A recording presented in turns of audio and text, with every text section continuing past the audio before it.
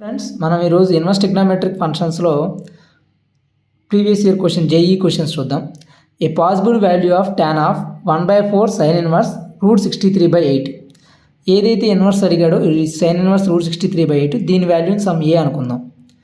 అప్పుడు మనకి ఏమవుతుంది, sine inverse √63/8 equal to A అనుకుంటే బోత్ సైడ్స్ సైన్ అప్లై చేస్తే సైన్ తీసుకుంటే √63/8 equal to sine A. Sine A value √63/8. మరి కాస్ ఏ వాల్యూ ఎంత వస్తుంది? కాస్ ఏ వాల్యూ కనుక కావాల్సి వస్తే ఇది opposite by hypotenuse. Hypotenuse same adjacent side కావాలి. అడ్జసెంట్ సైడ్ కావాలంటే 64 - 63 1/8 అనేది కాస్ ఏ. మనకు కావాల్సిన value required value tan of a/4. ఇదంతా ఏ అనుకున్నాం కదా, a/4. So tan of a/4 అంటే sin a/4 by cos a/4. మనకి ఇది సబ్ మల్టిపుల్ యాంగిల్ అడుగుతున్నాడు. మామూలుగా a/2 a/4 sub multiple angles. మనకి మల్టిపుల్ యాంగిల్ వాల్యూ మనకి తెలుసు ఇక్కడ, అంటే సైన్ ఏ వాల్యూ తెలుసు. సో మల్టిపుల్లోకి రావాలి కాబట్టి దీన్ని నేను 2 sin a/2 కాస్ a/2తో మల్టిప్లై చేస్తాను. సో దీన్ని 2 sin a/2తో మల్టిప్లై చేస్తున్నాను. ఇక్కడ కూడా 2 sin a/2తో మల్టిప్లై 2 sin a/4తో మల్టిప్లై చేస్తున్నాం బోత్ సైడ్ న్యూమరేటర్ డినామినేటర్. అప్పుడు ఏమవుతుంది, 2 sin θ అంటే 2 sin² a/4 కింద 2 sin a/4 కాస్ a/4 అంటే sin 2θ అంటే sin twice of this angle sin a/2. So ఇది sin a/2 వచ్చింది, పైన 2 sin² a/4 వచ్చింది. 2 sin² θ అంటే ఏం రాసుకోవచ్చు మనం, 2 sin² θ మనకి కాస్ 2θ అంటే 1 - 2 sin² θ. దీని నుంచి 2 sin² θ అంటే 1 - cos 2θ. So 1 - cos of double of this angle a/4 యొక్క double a/2. So 1 - cos a/2 by sin a/2 ఇలా అన్న రాసుకోవచ్చు. లేదు అనుకుంటే దీన్ని 2 sin a/4తో డివైడ్ చేయాల్సిన అవసరం లేకపోతే ఇదే tan a/4ని ఇలా కూడా రాసుకోవచ్చు మీరు, sin a/4 by cos a/4. దీన్ని నేను ఇక్కడ 2 sin a/4తో బదులు 2 cos a/4తో కూడా డివైడ్ చేయొచ్చు. అప్పుడు మనకి ఏమొస్తుంది, ఇక్కడ 2 cos a/4తో డివైడ్ చేస్తే పైన sin 2θ అంటే sin twice of this angle అంటే sin a/2. డినామినేటర్లో 2 cos² a/4. దీన్ని నేను రాసుకోవచ్చు sin a/2 బై 2 cos² θ అంటే 1 + cos 2θ. So 1 + cos of twice of this angle 1 + cos a/2 ఇలా వస్తుంది. మనకి హాఫ్ యాంగిల్ ఫార్ములాస్ అయితే ఈజీగా మనం తీసుకురావచ్చు. ఎలా, కాస్ ఏ వాల్యూ తెలుసు కదా. సో cos 2θ ఈక్వల్ టు మనకి 2 cos² θ - 1. సో దీని నుంచి కాస్ θ ఏమవుతుంది, √1 + cos 2θ/2 అంటే ఇక్కడ ఎంత అయితే ఉంటుందో డబుల్ యాంగిల్ తీసుకోవాలి. మనకు కావాల్సిన రిక్వైర్డ్ యాంగిల్ ఎంత, cos a/2. So cos a/2 అంటే ఏమొస్తుంది, √1 + cos of double of this angle. Double of this angle is a/2. So √1 + cos a. Cos a value మనం ఆల్రెడీ చేసాం, 1/8 వచ్చింది. సో 1/8/2 √8 + 1 9/16 అంటే 3/4.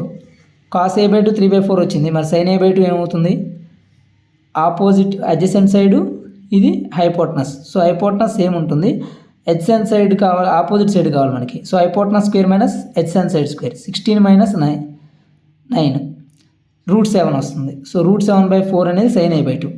సో ఆ వాల్యూస్ ఇక్కడ సబ్స్టిట్యూట్ చేస్తున్నాను.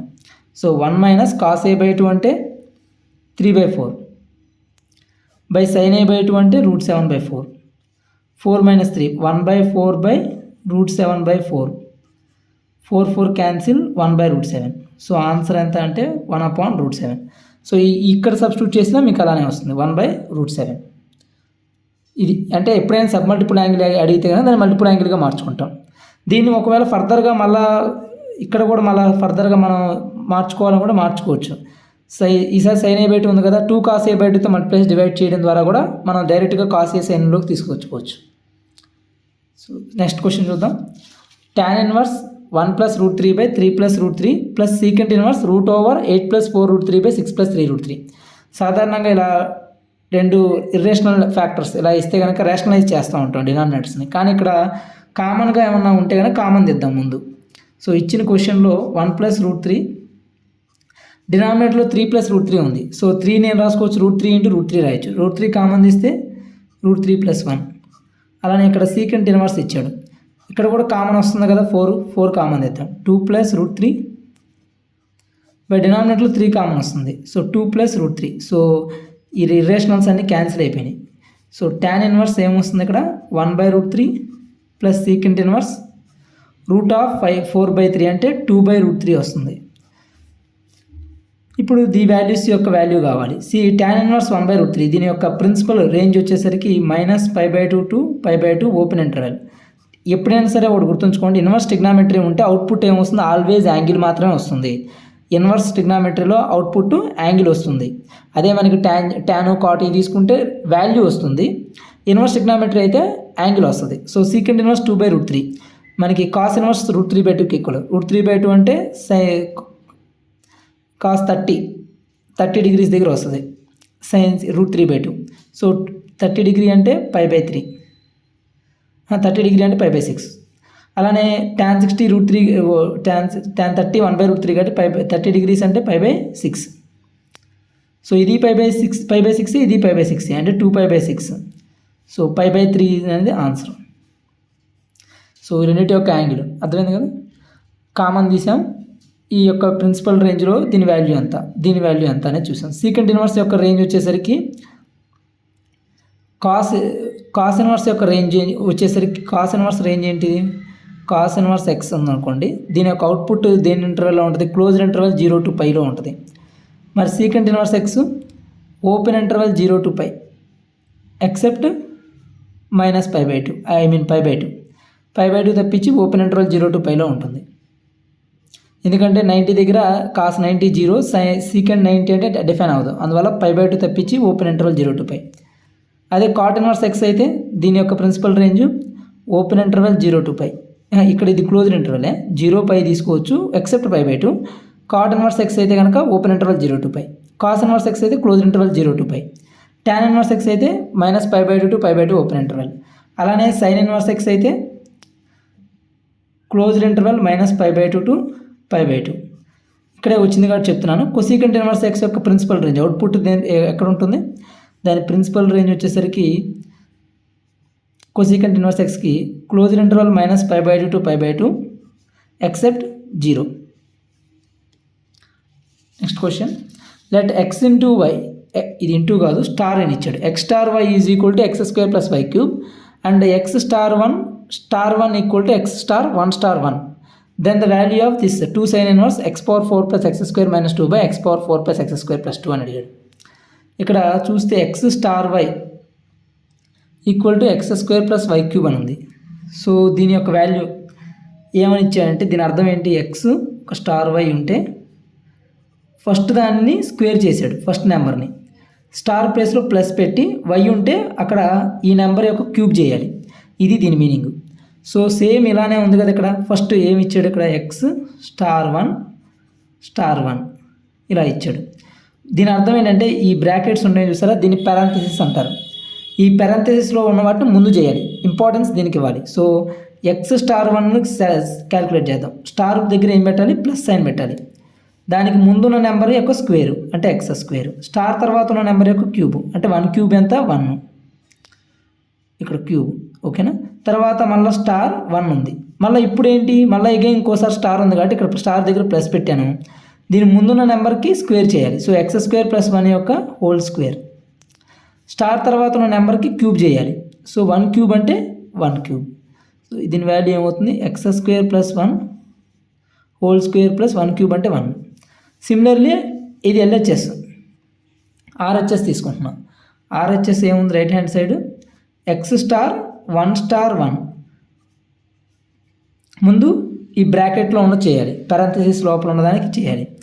సో x స్టార్ ముందు 1 స్టార్ 1కి స్టార్ దగ్గర ఏం పెట్టాలి, ప్లస్ దాని ముందున్న నెంబర్ యొక్క స్క్వేరు 1² 1, దాని నెంబర్ స్టార్ తర్వాత ఉన్న నెంబర్కి క్యూబ్ 1³ ఎంత 1. మళ్ళీ దీనికి కూడా అంతే, స్టార్ దగ్గర ప్లస్ దీనికి స్క్వేర్ చేయమంటున్నాడు x², దీని స్టార్ తర్వాత క్యూబ్ చేయమంటున్నాడు 2³ 8. ఈ రెండు కూడా ఈక్వల్ అని చెప్తున్నాడు. LHS = RHS. So x² + 1 whole square + 1 = x² + 8. x⁴ + 2x² + 1 + 1 2 = x² + 8. x⁴ + x² - 6 = 0.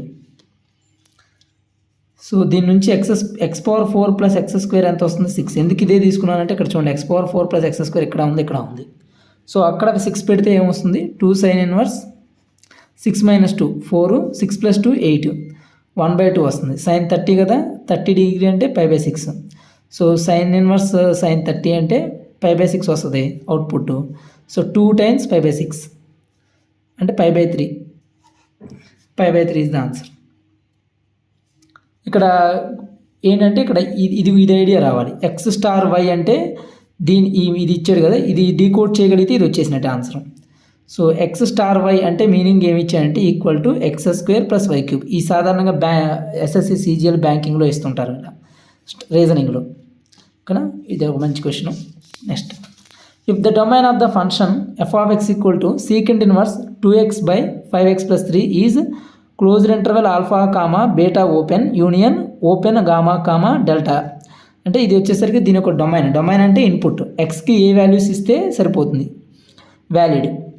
ఆ వ్యాలిడ్ ఇన్పుట్స్ని మనం డొమైన్ అంటాము. ఆ డొమైన్ వాల్యూ వచ్చేసరికి ఇంటర్వెల్ ఇది.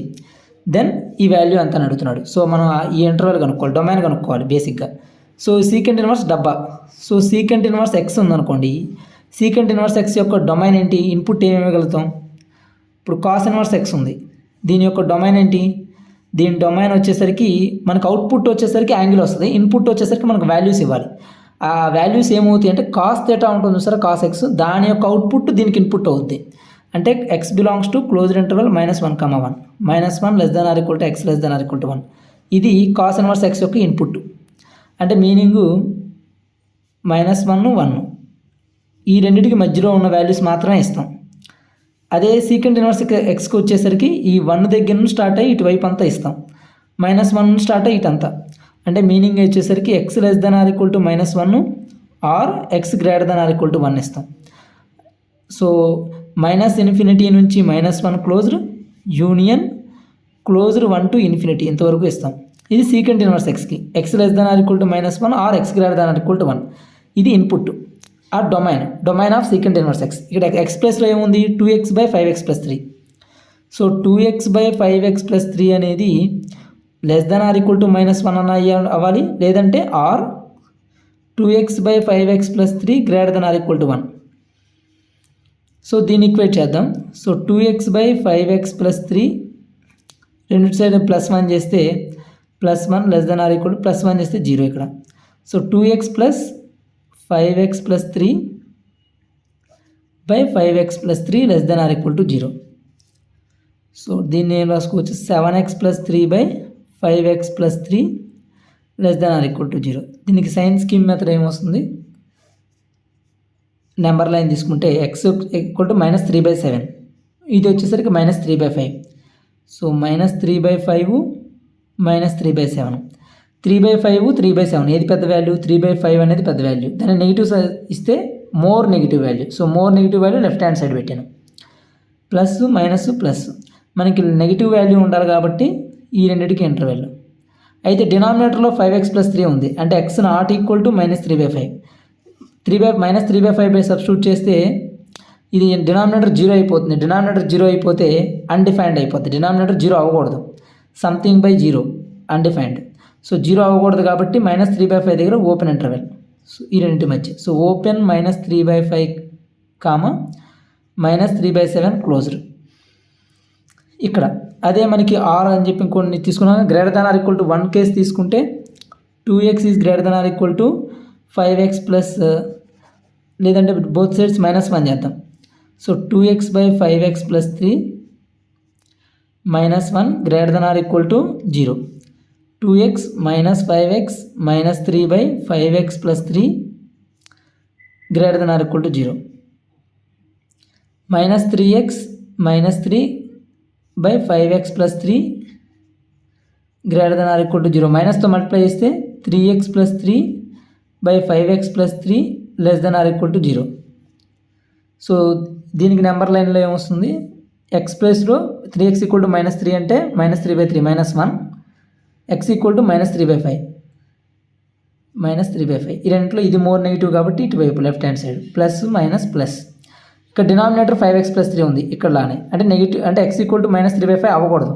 సో ఓపెన్ ఇంటర్వెల్, ఇది క్లోజ్డ్ ఇంటర్వెల్. సో ఇది మనకి నెగిటివ్. సో ఇక్కడ ఏమొస్తుంది -1 క్లోజ్డ్, -3/5 ఓపెన్. సో రెండిటి x belongs to this one. Or అంటే మీనింగ్ యూనియన్, అండ్ అంటే ఇంటర్సెక్షన్ తీసుకుంటాం.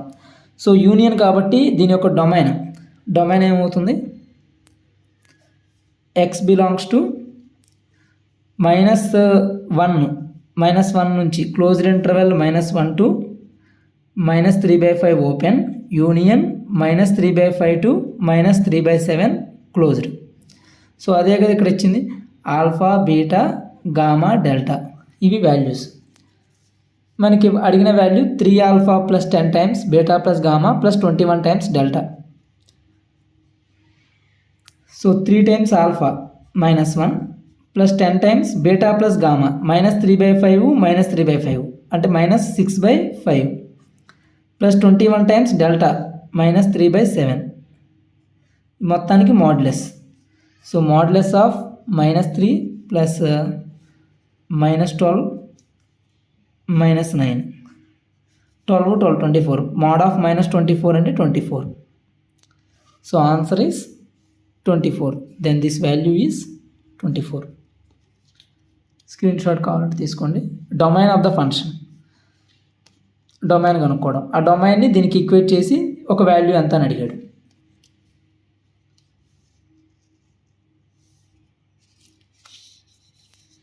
అర్థమైంది కదా. ఈ టైప్ ఆఫ్ క్వశ్చన్స్ అనేవి చాలా అడుగుతూనే ఉంటారు డొమైన్ మీద క్వశ్చన్స్. మనకి డొమైన్ ఇన్వర్స్ ట్రిగ్నోమెట్రీలో ప్రతిదాని ఒక డొమైన్ తెలియాలి, డొమైన్ రేంజ్ ప్రతి ఇన్వర్స్ ట్రిగ్నోమెట్రీది. అప్పుడు మనం ఈ టైప్ ఆఫ్ క్వశ్చన్స్ సాల్వ్ చేయొచ్చు. So thank you very much.